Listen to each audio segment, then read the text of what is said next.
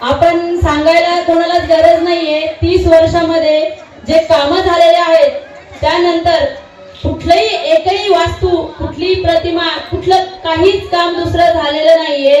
आणि ते त्यांच्या वडिलांनी अर्थात यशवंत साहेब चौधरी यांनी केलेलं आहे. अख्ख्या भिवंडीमध्ये मी सगळीकडे फिरलेली आहे, पण कुठेही प्रत्येक वास्तूवरचं, शाळेवरचं, पद्मशाली हॉलवरचं नाव असताना साहेबांचं स्मरण होतं.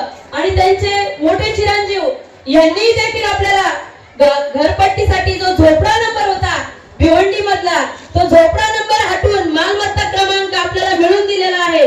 आणि हे कार्य आपल्याला अखंड चालू ठेवायचंय पुढेही. त्यासाठी आम्हाला कट्टर शिवसैनिक म्हणून ओळखले जातात, पण मी सगळ्यांना सांगू इच्छिते, आम्ही कट्टर शिवसैनिक आहोत, पण त्याआधी साईनाथ भाऊ चौधरी यांच्या कट्टर बहिणी आहोत. आणि त्यांना मतदान देण्यासाठी मी आज तुम्हाला जाहीर आवाहन करते.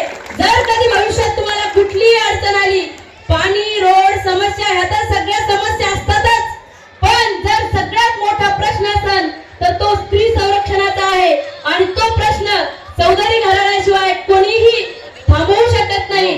त्यांनी जे कार्य केले आतापर्यंत, तो एक आम्हाला शिवसेनेमध्ये दिघे साहेबांची जे प्रतिमा असती ती मला साईनाथ हॉल मध्ये दिसती. प्रत्येक स्त्रीचा आदर, सत्कार आणि पाहण्याची दृष्टिकोन जो आहे त्यांचा, तो मला कुठल्याही आतापर्यंतच्या राजकीय क्षेत्रामधल्या पुरुषामध्ये दिसला नाही.